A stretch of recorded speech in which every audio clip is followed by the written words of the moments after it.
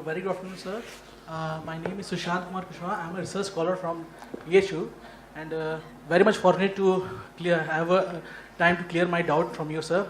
My question is, I have lost my spark, okay, and I am not a very much consistently motivated person. Okay. I have lost my motivation. How to regain that? To live my life and lead in a joyful way, so to regain your inner peace. Thank you, sir. See, the nature of life is such… Listen, it's okay. If you go outside in the garden and try to catch an ant,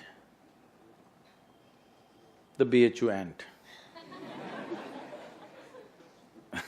who is born here, who's grown up here and probably he'll die here, that BHU ant, if you try to catch him, he'll say, okay, to hell with my life, okay, crush me if you want. Is it so? He'll do everything to protect himself. He values his life, isn't it? Very much or no? Tiny little creature that we may not even notice, we may step on him without even seeing him, unfortunately. But he values his life immensely. Does he or no? He's got spark. But you, a human being,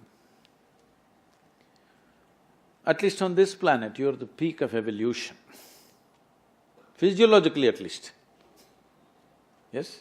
If other behavioral aspects, if we may have questions but physiologically at least, the most evolved creature on the planet.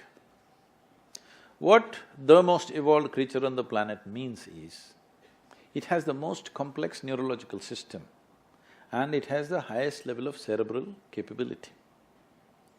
That means you can think, you can remember, you have memory. You have a very vivid sense of memory and a fantastic sense of imagination. An ant doesn't have such a vivid sense of memory, nor does he have any great imagination. He has some. But he has a presence of mind about the life that he is living. Because the education systems that you're going through right from kindergarten level is such that it is about everything except you. It's about everything else. Somebody is PhD in tourism, somebody is PhD in biotechnology, somebody is PhD in something. Nothing about this. How does this function? There is no attention at all. A human being functions. You know, you have a Kala Bhairava temple here. What this means is, a human being exists in 3 times.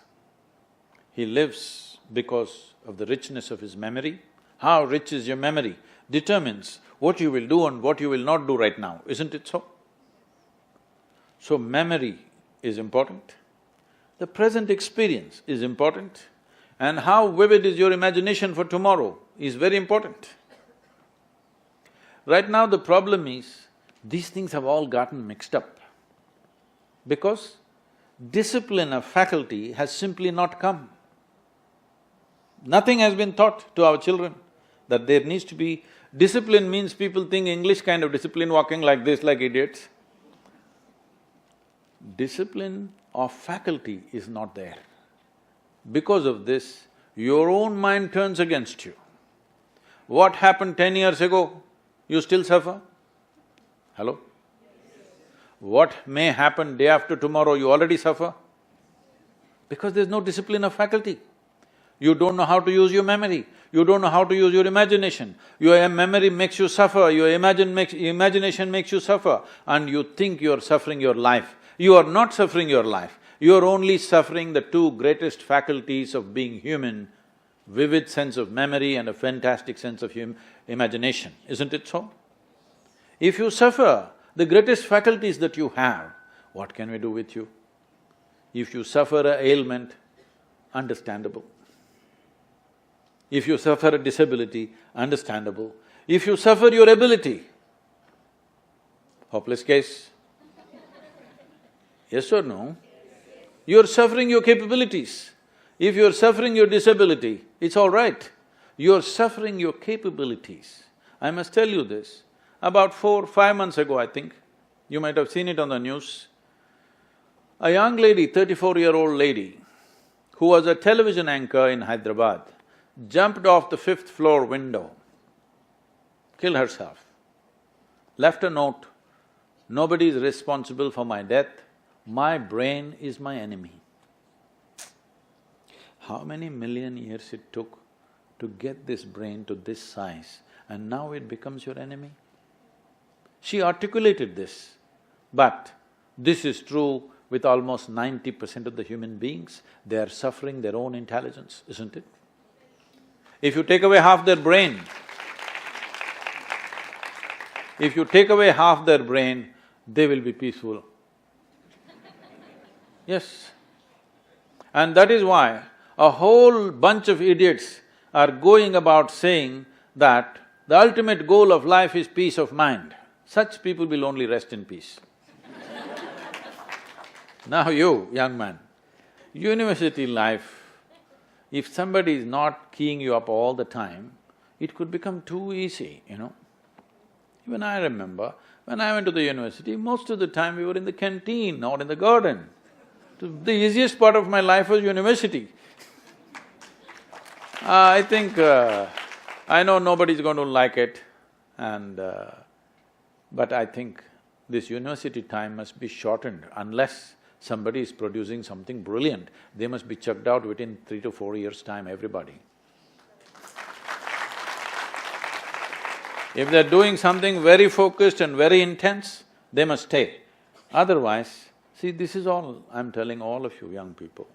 Do whatever the hell you want in your life, but you must be intensely focused on something. If you're not investing in anything, your life, it will just go waste. Because as I told you in the very beginning, one basic ingredient of your life is time, and this is just going away. Already you're 2 hours closer to your grave since I came here. Yes or no? 2 hours closer to Manikarnika. Yes or no?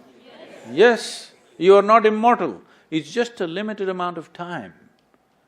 Are you a precious life, I'm asking you? Is your life precious to you? Yes. Then you must decide where you want to invest this life. If this is precious, if this is worthless, throw it somewhere. If this is precious, invest in something worthwhile, isn't it? So if you invest this in something worthwhile, not spark, you will be aflame all the time.